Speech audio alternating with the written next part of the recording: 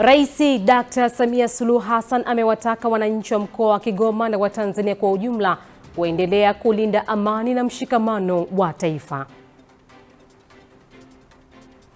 Askofu wa Kanisa la Kiinjili la Kilutheri Tanzania KKKT Dayosisi ya Mbulu, Dr. John Gwandu amewataka Wakristo kusimama imara katika mafundisho ya kweli ya Biblia, akionya kuwa kuongezeka kwa mafundisho potofu kunahatarisha imani. Tanzania imesisitiza umuhimu wa ushirikiano kati ya nchi za Afrika katika kuimarisha matumizi salama ya teknolojia ya nyuklia, hususan kwenye vifaa visivyotumika kwa uchunguzi wa kitabibu. Na Andy Burnham amekuwa rasmi waziri mkuu wa 59 Uingereza baada ya Mfalme Charles III kumwalika kuunda serikali katika mkutano wa faragha uliofanyika ikulu ya Buckingham. Habari za sasa mtazamaji, na karibisha kutazama habari kutwa nzima. Langu jina ni Jilensi Kawiche. Nitakuletea hapa habari za kitaifa na habari kutoka mataifa mbalimbali, na hapa baadaye basi tutakujia hapa utabiri wa hali hewa kutoka Mamlaka ya Hali ya Hewa Tanzania TMA. Na tuanze kule mkoani Kigoma. Rais Dr. Samia Suluhu Hassan amewataka wananchi wa mkoa wa Kigoma na Watanzania kwa ujumla kuendelea kulinda amani na mshikamano wa taifa, akisisitiza kuwa mafanikio ya utekelezaji wa miradi mikubwa ya maendeleo yanategemea uwepo wa utulivu na usalama wa nchi. Akizungumza na wananchi wa mkoa wa Kigoma katika hafla ya wekaji jiwe la msingi la ujenzi wa reli ya kisasa SGR kipande cha 6 kutoka Tabora hadi Kigoma, Rais Samia amesema amani ndio msingi unaowezesha serikali kutekeleza miradi ya kimkakati inayochochea maendeleo ya uchumi na kuboresha maisha ya wananchi, ambacho kama alivyosema waziri wa uchukuzi kina urefu wa kilomita 506 na ujenzi wake utagharimu takriban dola za Kimarekani bilioni 2.74 au Tanzania shilling trilioni 7.4. Niwashukuru wabia wetu wa maendeleo kwa kutunga mkono katika utekelezaji wa mradi huu. Reli hii itakapokamilika itaunganisha Kigoma na mikoa ya Tabora, Dodoma, Morogoro hadi Dar es Salaam.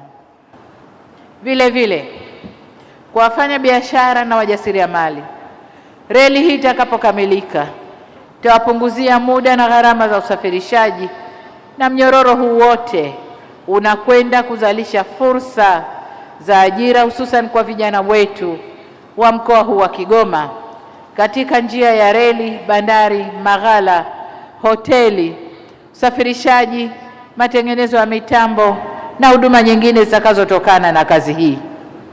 Amesema serikali itaendelea kuwekeza katika miundombinu ya kisasa na kusisitiza kuwa juhudi hizo zitakuwa na manufaa zaidi endapo wananchi wataendelea kudumisha umoja, mshikamano na utulivu katika maeneo yao. Wananchi wa Kigoma wote kuwa na itikadi ya usalama kwanza, halafu maendeleo yetu. Bila usalama hakuna maendeleo. Kusingekuwa salama leo tusingeweka majiwe ya msingi hapa. Wana Kigoma msingefurika kwa wingi hapa. Kila mtu angekuwa amejifungia na kuogopa kutoka. Niwaombe sana wana Kigoma, tuchunge usalama wa mkoa wetu. Katika hili navielekeza pia vyombo vya ulinzi na usalama kwa kushirikiana na Wizara ya Uchukuzi na wadau wengine muhimu kuweka mikakati madhubuti na shirikishi ya ulinzi wa miundombinu hiyo ambayo tunaijenga. Aidha, amesema serikali itaendelea kuboresha huduma za usafiri katika Ziwa Tanganyika, ikiwemo kuimarisha meli ya MV Liemba ili kuongeza ufanisi wa usafiri na usafirishaji wa mizigo pamoja na kuchochea shughuli za kiuchumi kwa wananchi wa mkoa wa Kigoma na maeneo ya jirani. Waziri wa Uchukuzi Profesa Makame Mbarawa amesema ujenzi wa reli ya kisasa SGR kipande cha 6 kutoka Tabora hadi Kigoma utakuwa kichocheo kikubwa cha ukuaji wa uchumi kwa kuongeza uwekezaji, kuimarisha biashara na kufungua fursa mpya za viwanda na ujasiriamali katika ukanda magharibi mwa Tanzania. Uwekezaji huu unaendelea kuiweka Tanzania kuwa kitovu cha usafirishaji, biashara na huduma za ugavi katika Afrika Mashariki na Kati. Haya ni matokeo ya maono yako ya kuifanya sekta binafsi kuwa mshiriki mkuu wa maendeleo kupitia sera rafiki, uwekezaji mkubwa katika miundombinu na mazingira wezeshi yanayovutia mitaji, teknolojia, ubunifu na kuzalisha ajira kwa Watanzania. Mheshimiwa Rais, serikali ya awamu ya 6 imeendelea kuamini kwamba maendeleo endelevu hayawezi kujengwa na serikali pekee. Yanahitaji ushirikiano imara kati ya serikali na sekta binafsi. Mbunge wa Kigoma Mjini Clayton Chipando maarufu kama Baba Levo amesema kukamilika kwa reli hiyo kutaiunganisha Kigoma na ufanisi zaidi na maeneo mengine ya nchi, hatua itakayochochea ukuaji wa shughuli za kiuchumi na kuifanya Kigoma kuwa kitovu muhimu cha biashara katika ukanda wa Maziwa Makuu. Awali akitoa salamu za mkuu wa mkoa wa Kigoma Simon Siro amesema ukamilishaji wa reli hiyo utapunguza gharama za usafirishaji za mizigo na abiria na kufanya mkoa huo kuendelea kuwa lango la biashara. Kutoka huko Kigoma basi tuelekee moja kwa moja kule Manyara. Askofu wa Kanisa la Kiinjili la Kilutheri Tanzania KKKT Dayosisi ya Mbulu Dr. John Gwandu amewataka Wakristo kusimama imara katika mafundisho ya kweli Biblia, akionya kuwa kuongezeka kwa mafundisho potofu kunahatarisha imani ya washirika na kudhoofisha ushuhuda wa kanisa katika jamii. Askofu Dr. Nade ametoa wito huo wakati wa ibada maalum ya kubariki na kuingiza rasmi kazini watheolojia wawili kuwa wachungaji katika ushirika wa Dongo Beshi mkoani Manyara, ambapo amesema viongozi wa kanisa wana wajibu wa kuhubiri Injili ya Kristo kwa uaminifu kwa kuzingatia maandiko matakatifu, huku akiwaasa Wakristo kuwa makini na mafundisho yanayoweza kuwapotosha kutoka katika misingi imani ya Kikristo. Lakini unayapataje? Ndio swali la msingi. Utafuteni kwanza ufalme wa Mungu, mengine mzidishie. Kwa mtu akiona mbona mwingine anafanikiwa hapa, naye anaanza kuhangaika, labda Mungu amechelewa kujibu maombi yangu. Mbona jirani yangu ana gari, mbona ana nyumba nzuri, mbona amefanikiwa, na kuhangaika. Na kwa njia hiyo Wakristo wengi wameingia kwenye imani ya ushirikina, wameingia katika kudanganywa na watu wanaotumia jina la Yesu kwa udanganyifu kwa ajili ya kujipatia mapato. Kupoteza uwepo wa Mungu katika maisha jambo la hatari sana. Tayari kupeleka pensheni yake yote aliyotumikia kazi miaka 60. Amestaafu, anaambiwa njoo leta. Mungu atakubariki. Mtu anatumia neno la Mungu, anatumia jina la Mungu kwa utapeli. Pengine nguvu anazozitumia ni nguvu za ushirikina. Anapoteza. Pengine baadaye anakutana na matatizo ya pressure na kufa kabla ya wakati. Ni muhimu tukajitambua kwamba pasipo mchungaji mkuu ambao sisi ni wachungaji chini yake hatuwezi lolote. Mungu ulivyo wa thamani katika maisha ya Mkristo yoyote na maisha ya mtumishi yoyote, uwepo wa Mungu ukiwepo kwa Mkristo, kwa mtumishi, umuhimu wa kuwa na uwepo wa Mungu. Kwa upande wa maaskofu wastaafu wa KKKT Dayosisi ya Mbulu, Askofu Dr. Nicholas Nzankanzelu na Askofu Zebdayo Daudi wamewataka wachungaji na viongozi wa dini kuwa vielelezo vya uadilifu, huduma na unyenyekevu, wakisisitiza kuwa maisha yao yanapaswa kuendana na mafundisho yanayohubiri ili kuimarisha kanisa na kuwajenga washirika kiimani. Sikuona mwenye haki wa Mungu ameachwa. Haleluya. Na hilo ndilo tunalohubiri kwetu sisi sote, kwenu ninyi wote. Sijaona mwenye haki wa Mungu ameachwa. Kwa hiyo mtumikieni Bwana, maana kwake ndiko kwenye uzima wa milele. Na jamii pia inatutazamia. Kanisa ndio kabisa, kanisa linatafuta wachungaji wazuri kila mahali, iwe ni Iringa, iwe ni Dar es Salaam, iwe ni Ulaya, iwe Marekani. Wachungaji wazuri wanatafutwa na wako wachache. Kwa nazungumza na nini? Nazungumza na sisi wachungaji pia pamoja na mimi. Wapendwa wangu ninyi wawili na wachungaji wote, tuwe nuru na taa katika huduma yetu. Jitahidi kuwa mchungaji mzuri. jitahidi kumshinda shetani, jitahidi mke wako akuamini. Na shirika moja nilikuwa na semina ya wainjilisti na wenzi wao. Akizungumza kwa niaba ya mkuu wa wilaya Mbulu, afisa tarafa wilaya hiyo amesema serikali itaendelea kushirikiana na taasisi za dini katika kuimarisha maadili ya imani na mshikamano wa jamii na kuwasitiza wachungaji hao wapya kutekeleza majukumu yao kwa uadilifu na kuwachochea maendeleo katika maeneo watakayohudumia. Tunaomba na tunaendelea kuomba katika sharika pamoja na makanisa tunayohudumia, tuendelee kuhubiri amani, lakini pia tuendelee kushepu tabia za wananchi pamoja na jamii yetu. Raha ya kiongozi ni kuongoza jamii yenye maadili, na sisi kama viongozi wa dini tuna jukumu la kusimamia maadili katika sehemu pamoja na wananchi na Wakristo tunaohudumia. Kwa hiyo niombe ushirikiano zaidi na zaidi katika hili. Na wachungaji wapya John Lawai na Petro Daudi wameahidi kutekeleza huduma yao kwa uaminifu na kujitoa kisisa kuhubiri Injili ya Kristo kwa usahihi, kuhudumia washirika kwa upendo na kuimarisha ushirikiano katika jamii, kukuza maadili mema na maendeleo. Kwa rejea ya agizo hilo la Bwana wetu Yesu Kristo, mimi mtumishi wake nakiri mbele yako, mbele ya kanisa na mbele za Mungu takatifu kupokea huduma hii ya uchungaji. Mungu anisaidie kutimiza mapenzi yake na kumzalia matunda mema yapasayo toba na kukaa hata uzima. Mimi mchungaji John Nade Lawei, kwa moyo wa unyenyekevu na kwa msaada wa Mungu, ninakubali na niko tayari kupokea wajibu huu wa kazi ya uchungaji katika shamba la Bwana kuanzia leo. Mungu unisaidie.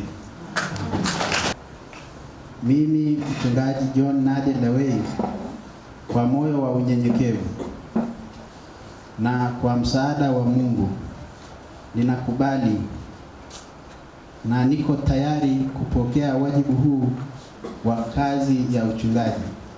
Nyuma yangu ni baadhi ya washirika ambao mhudhuria ibada hii ya kuwaingiza kazini wachungaji wawili hapa Diocese ya Mbulu ya Kanisa la Kiinjili Kilutheri Tanzania mkoani Manyara. Msitizo zaidi ukisitizwa kwa viongozi wa kanisa na viongozi wa serikali kuhakikisha kwamba wanatumia nafasi zao vema ili kuleta matokeo chanya katika taifa, lakini pia kutatua changamoto mbalimbali ambazo zimekuwa zinaikumba jamii kwa sasa. Kutoka mkoani Manyara, Diocese ya Mbulu, mimi ni James Stanley, Upendo TV.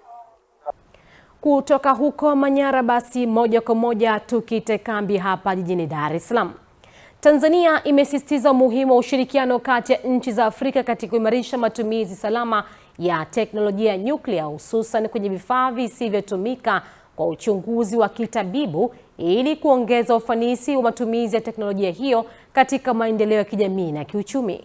Hayo yameelezwa na mkurugenzi mkuu wa Tume ya Taifa ya Sayansi na Teknolojia COSTECH, Dr. Amos Nungu, akimwakilisha mkurugenzi mkuu wa Tume ya Nguvu ya Atomu Tanzania TAEC wakati wa mkutano wa kujadili masuala ya usalama wa mionzi ya nyuklia wenye vifaa visivyo vya uchunguzi wa kimatibabu uliowakutanisha washiriki kutoka nchi zaidi 25 za Afrika.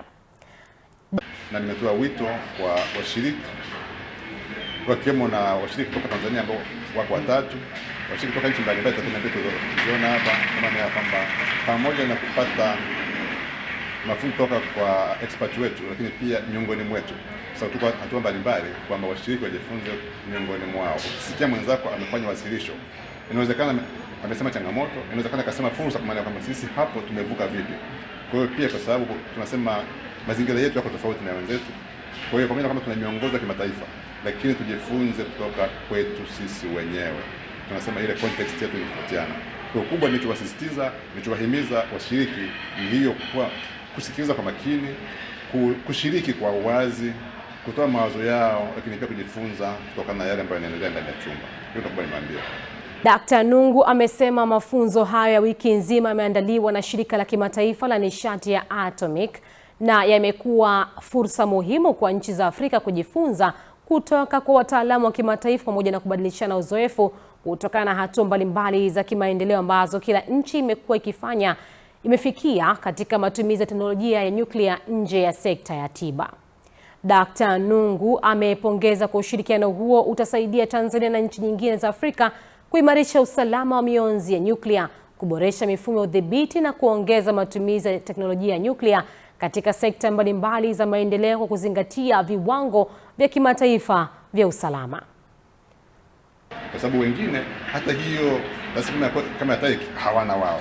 Wengine wako zaidi mbele yetu. Kwa hiyo pamoja tuna fursa ya kujifunza kwanza kutoka kwa wataalamu waliopo hawa wa International Atomic Energy Agency, lakini kwa mtaalamu aliyetoka Portugal ambaye wao wako mbele zaidi kwenye masuala ya teknolojia haya, lakini hao wenzetu wa Kiafrika hawa. Kwa hiyo ndio fursa kubwa tulionayo kwa kuhost mafunzo haya. Kwanza kuona ni fursa ya kuwa na washiriki wengi kwa nchi zingine, tuna watatu, lakini pili kama alivyosema tutapata fursa kusikia kutoka kwa wenzetu mbalimbali. Kwa hiyo kwa pamoja tukiunganisha yote tunapata nafasi ya kuona tuko wapi, kufanya tathmini na tuendelee mbele. Na tuelekee kule mkoani Arusha. Askofu wa Kanisa la Kiinjili la Kilutheri Tanzania KKKT Dayosisi ya Meru Elias Kitoi amesifu jitihada zilizofanywa na washirika wa ushirika wa Nguruma ulio sehemu ya KKKT Dayosisi ya Meru wa kujenga jengo bora lilogharimu kiasi shilingi zaidi ya milioni 350 linalojumuisha ofisi za ushirika na madarasa ya watoto shule ya Jumapili na kuzitaka shirika nyingine kuiga mfano huo mzuri. Pongezi hizo amezitoa wakati akizindua jengo lenye ghorofa 2 lililojengwa katika ushirika wa Nguruma, jimbo la Magharibi, Dayosisi ya Meru mkoani Arusha, ambapo amesema ujenzi wa jengo hilo ni kielelezo bora kwa kanisa, serikali na jamii kwa ujumla.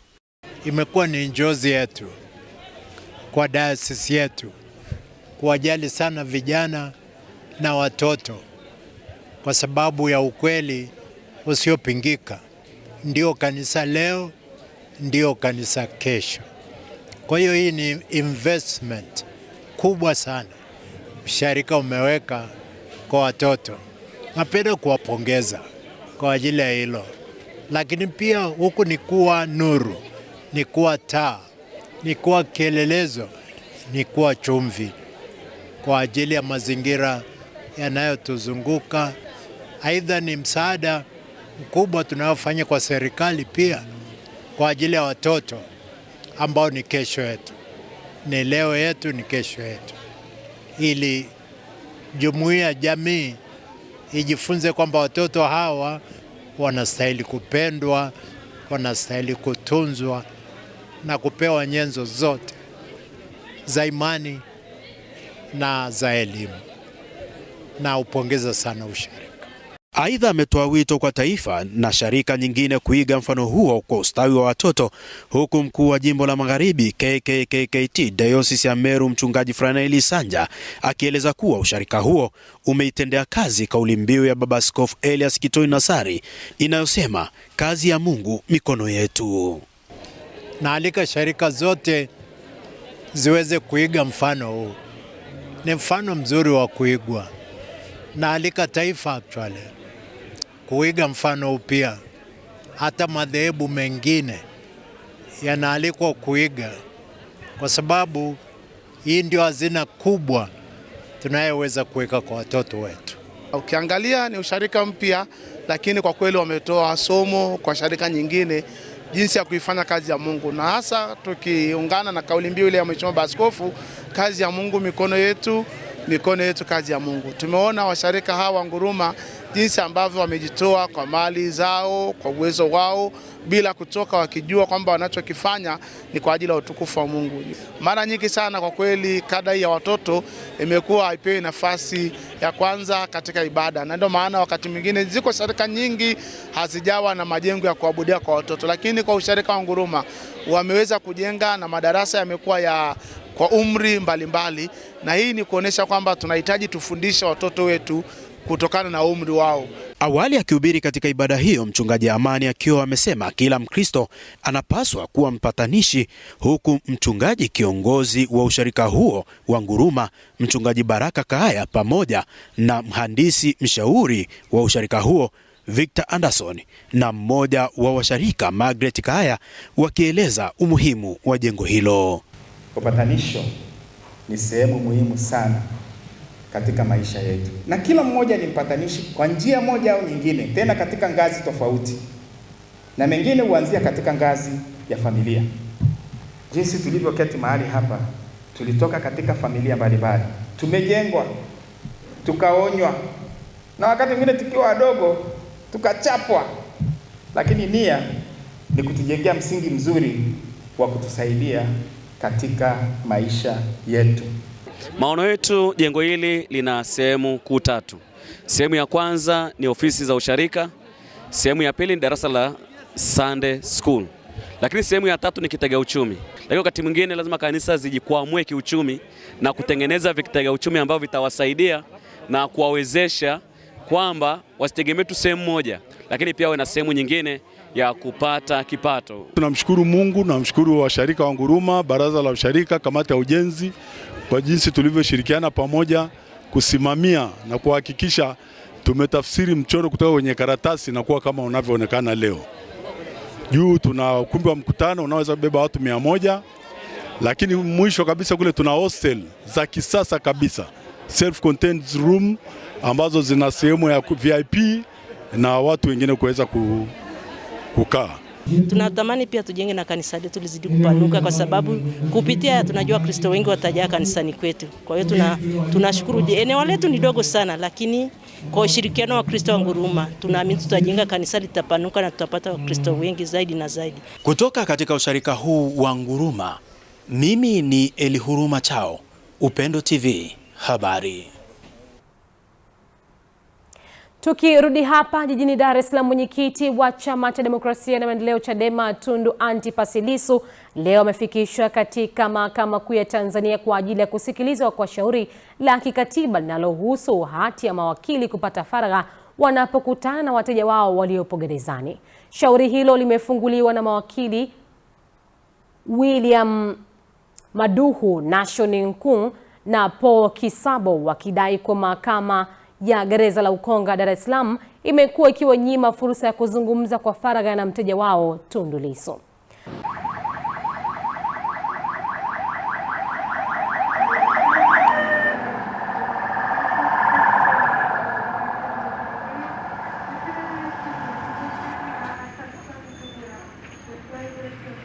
Usikilizwaji wa shauri hilo unaendelea katika Mahakama Kuu ya Tanzania Masjala ndogo ya Dar es Salaam mbele ya jopo la majaji watatu ambao ni Amiri Mruma, Dr. Angelo Rumisha na Dr.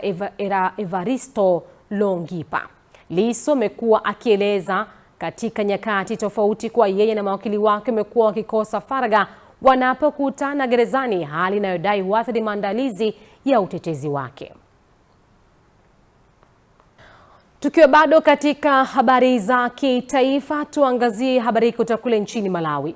Askofu wa kanisa la Kiinjili la Kilutheri ELCM Dayosisi ya Karonga nchini Malawi, Aliki Msuku, amewakutanisha viongozi wa kanisa wakiwemo wachungaji, wazee wa kanisa, wainjilisti na wakuu wa majimbo kutambua nafasi zao katika kumtumikia Mungu kwa uaminifu na bidii ili jamii inayowazunguka ipate kumtukuza Mungu kupitia ushuhuda wao.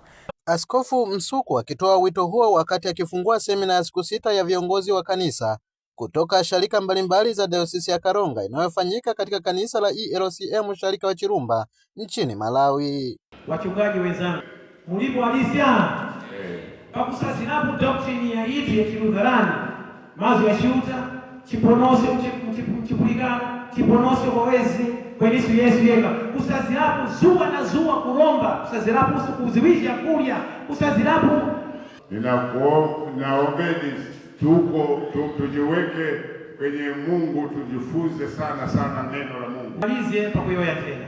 Nifike mwisho kwa kusema hivi. Ise tini watewezi muntu siti wa Lutheran. Sisi ni watumishi wa kanisa hili litu la Lutheran. Watewezi mpigwa Evangelical Lutheran Church. Ya watumishi kwenye kanisa litu la Lutheran Church. Kisambizi chitu cha doctrine of justification.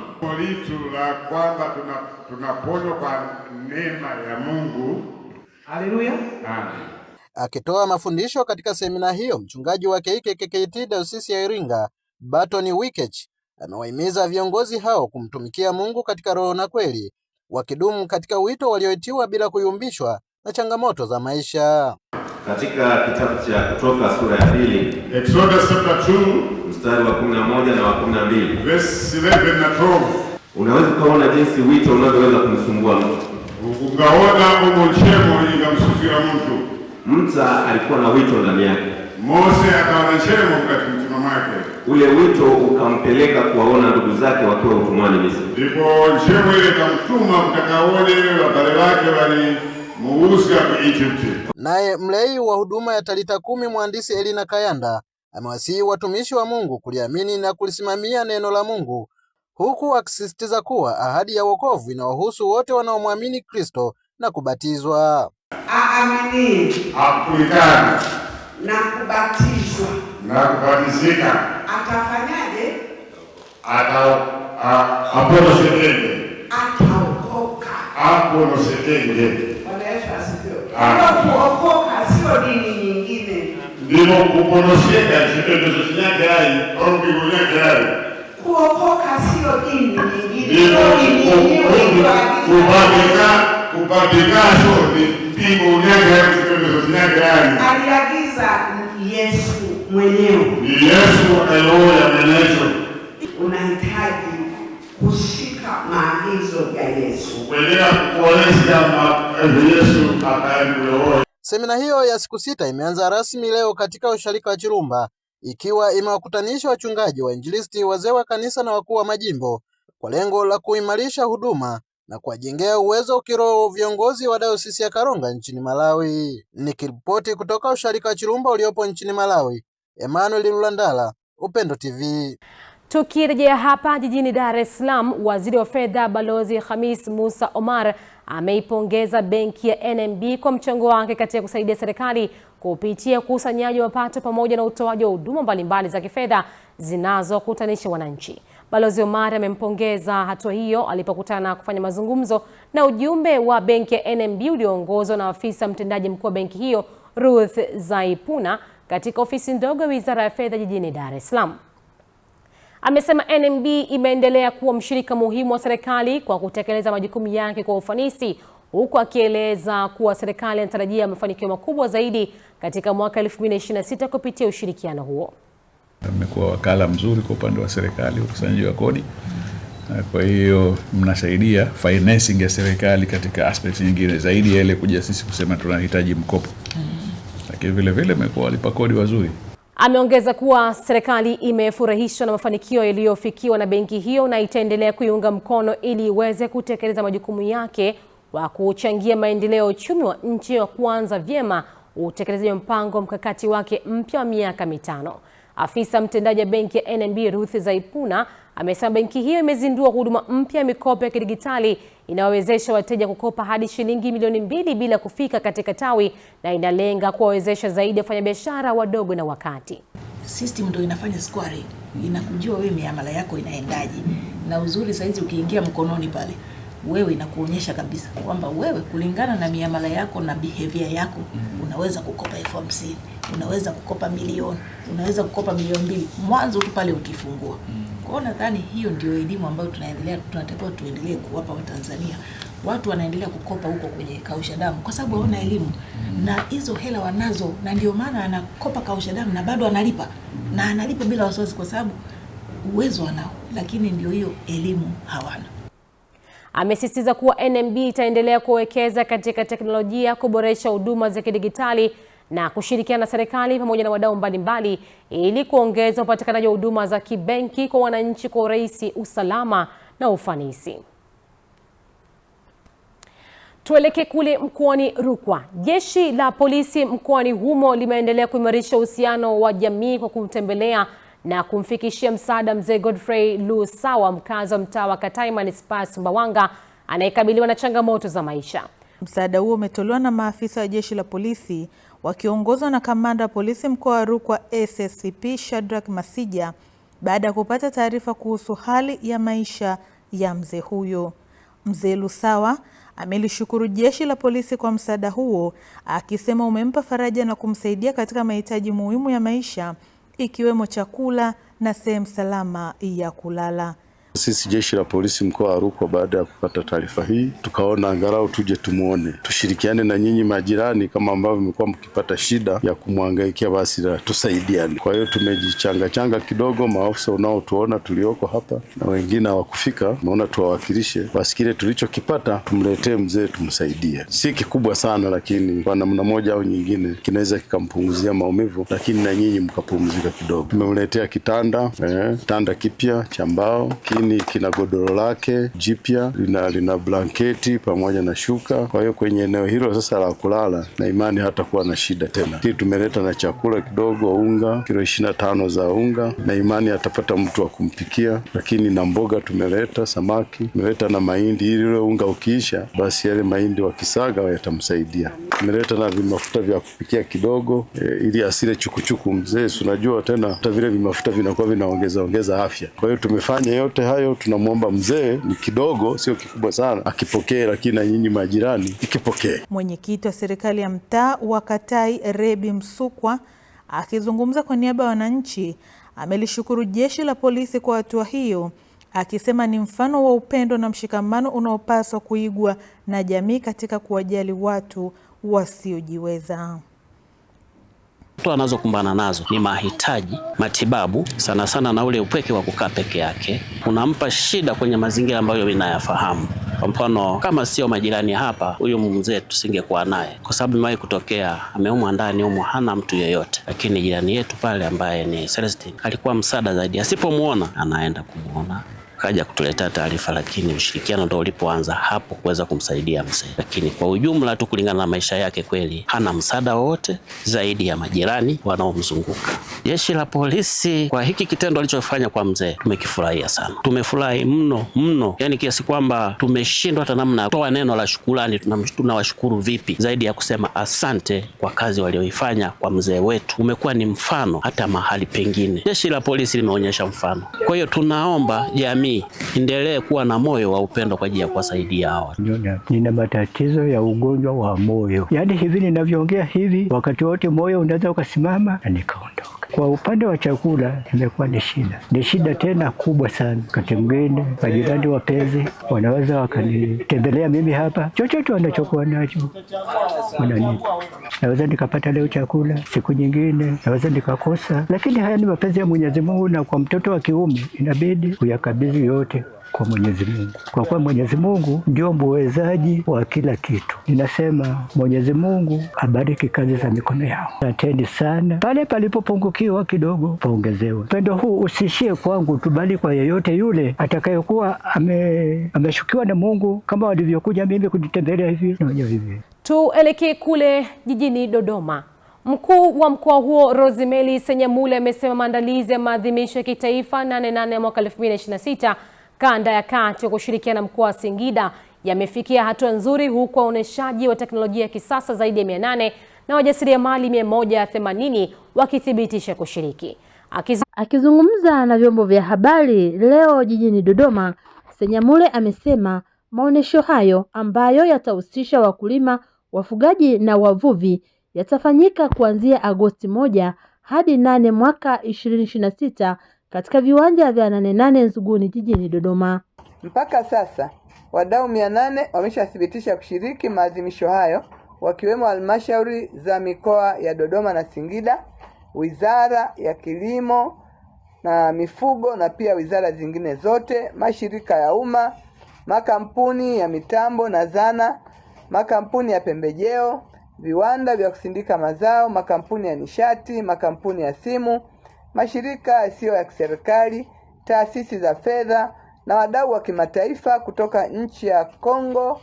Senyamule amesema katika maonesho hayo ya mwaka huu yenye kauli mbiu isemayo tambua soko, ongeza tija, kutekeleza dira ya mwaka 2050 yanatarajiwa kufunguliwa na Waziri Mkuu wa Tanzania Dr. Mwigulu Nchemba, huku Rais wa Tanzania Dr. Samia Suluhu Hassan akitarajia kuwa mgeni rasmi katika kilele cha maadhimisho hayo Agosti 8 mwaka 2026.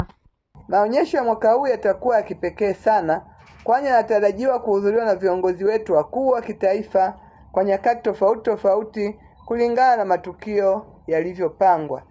Tunatarajia viongozi wakuu kwa ratiba ifuatayo. Tarehe 1 mwezi wa 8 ambapo ni siku ya ufunguzi rasmi, Mheshimiwa Dr. Mwigulu Lameck Nchemba, mbunge, waziri mkuu wa Jamhuri ya Muungano wa Tanzania, ndiye atayekuwa mgeni rasmi.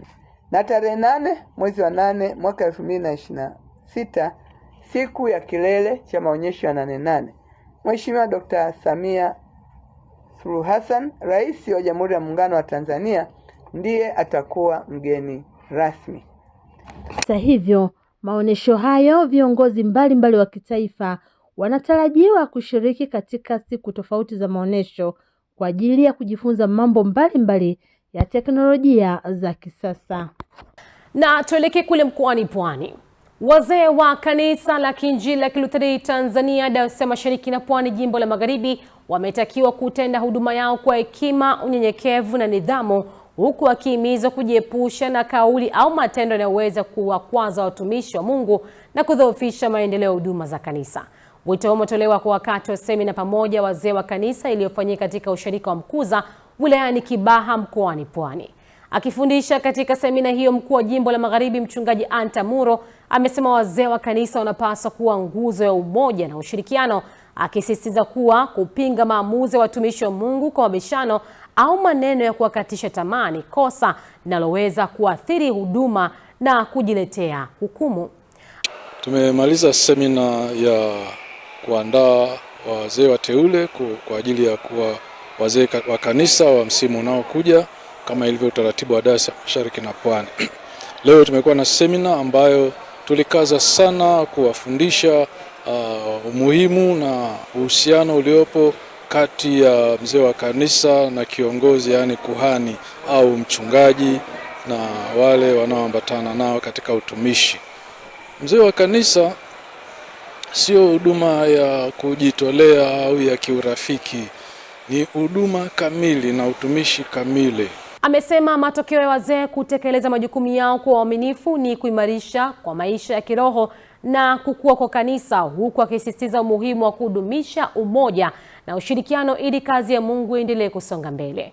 Kwa upande wake, naibu katibu mkuu wa Kanisa la Kiinjili la Kilutheri Tanzania Dayosisi Mashariki na Pwani, Mchungaji Wilbrod Mastai, amesema nguvu na thamani ya kanisa kutokana na ushirikiano kati ya watumishi na wazee wa kanisa, na amewataka wote kutimiza wajibu wao kwa uaminifu na kujitoa. Mungu wa Kristo anatenda kazi katika umoja. Tazama ilivyo vema ndugu wakae pamoja. Baraza ni kama familia, ambapo mchungaji pale ni kama baba wa ile familia. Lakini Yesu alisema baba, wakati Yesu anaondoka, sala na wosia wake ilikuwa ni baba wawe wamoja kama sisi tulivyo mmoja, ili dunia ijue. Ili tuweze kuwaleta watu kwa Yesu, mabaraza yetu ya wazee wa kanisa na wachungaji wetu tufanye kazi kama timu moja. Mchungaji aongoze, wengine waongozwe, lakini tunajenga nyumba moja ili Mungu atukuzwe, kanisa listawi na sisi tubarikiwe. Awali mwanasheria wa KKKT Dayosisi Mashariki na Pwani Mchungaji Manifold Kijalo amewakumbusha wazee wa kanisa kushirikiana kwa karibu na watumishi wanaopangwa katika shirika na mitaa yao. Pia amewataka viongozi kuhakikisha mali za kanisa ikiwemo hati za umiliki zinarasimishwa kwa wakati ili kulinda kumbukumbu na usalama wa mali za kanisa. Baadhi ya washiriki wa semina hiyo wamesema wamejifunza mambo muhimu yatakayosaidia kuboresha utendaji wao katika huduma. Ametoa wito kwa waumini wengine kujitokeza kuhudhuria mikutano na semina za kanisa, wakieleza kuwa hujenga mahusiano, kuongeza maarifa ya kiroho na kuimarisha ushirikiano unaochochea ukuaji wa kanisa na amani bila migogoro. Kwa sisi wazee wa kanisa tusichukue nafasi za watumishi wa madhabahuni. Tuchukue nafasi za kuwa ni watu washauri, ni watu ambao tunasimama kwa ajili ya kuwaombea, kuwasaidia na kuwashauri wachungaji wetu na viongozi wetu. Na ninatamani hakika mafundisho haya yangewekwa katika utaratibu wa kwamba angalau kila kuota baada ya miezi mitatu tupikwe tena upya. Kwa kweli nilichojifunza ni umoja, tuache umimi kwenye misharika zetu pamoja na mitaa yetu, tufanye kazi kwa umoja kiongozi wa jumuiya ajione kwamba yeye ni mwanadayosisi, pia ajione yeye kama msharika.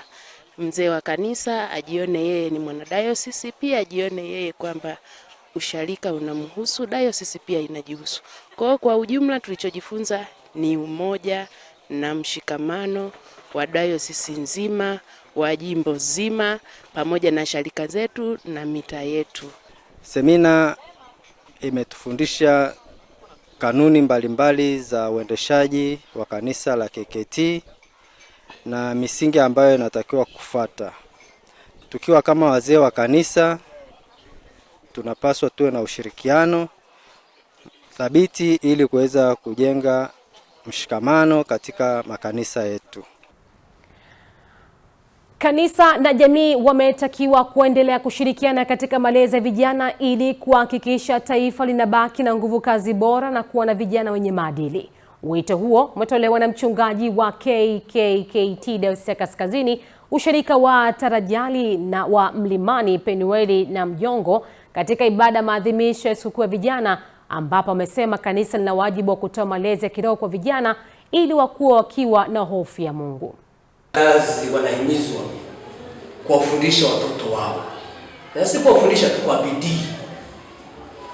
Basi inatokea jinsi wanavyofundishwa kwa bidii ile angalau hai wakae katika. Sasa kumekuwa na ulegevu pale kuwafundisha watoto tangu wakiwa wadogo.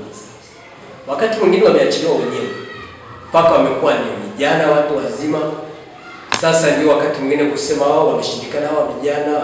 Lakini je, kuanzia watoto walifundishwa? Walikuwa na msingi gani? Kwa hiyo msingi ni muhimu sana. Inategemea ni msingi gani walio. Sasa akihubiri katika ibada hiyo, katibu wa vijana ushirika wa Tarajali wa Mlimani Samuel Munishi ameeleza kuwa msingi bora na imara unaundwa na malezi mazuri yatokanayo na wazazi juu ya vijana watoto hao, ambapo ili kanisa liweze kusimama imara ni lazima malezi ya familia yaimarishwe zaidi. Alipomuumba mwanadamu, yani alipokuumba wewe, akatengeneza na hiyo ndoa yako, akakupa watoto, alikupa na package ya malezi, alikupa na kitabu cha malezi. Bwana asifiwe. Alikupa wajibu. Kulea sio ombi, sio kama utakavyo. Bwana Yesu asifiwe. Naye mwenyekiti wa idara hiyo Simeon Shija ameomba washirika wa Mlimani na wale wote wenye mapenzi mema na huduma za kijamii kuwezesha vijana kutunisha mfuko wao ili waweze kufanya udiakonia pamoja na kupeleka injili katika maeneo ya misioni. Leo tumeona kama vijana tusupport tuweze kujenga mfuko wa vijana ambao utatusaidia sisi tukitaka kwenda umasaini tusiende kubisha hodi kwa mchungaji tena. Maana tumekuwa tukimbishia hodi kweli. Tunahitaji tudumie wahitaji, lakini mara nyingi inakuwa sasa inatutia hukumu. Ibada hiyo imeendelea sambamba na tamasha la vijana, ambapo tamasha hilo limepambwa na matukio mbalimbali ikiwemo uimbaji, semina kwa vijana pamoja na changizo la mfuko wa idara. Na mtazamaji wa Upendo TV, tumefika tamati ya habari za kitaifa. Tupate mapumziko mafupi, kisha nitakaporejea hapa tutaangazia habari za kimataifa. Tafadhali usiondoke.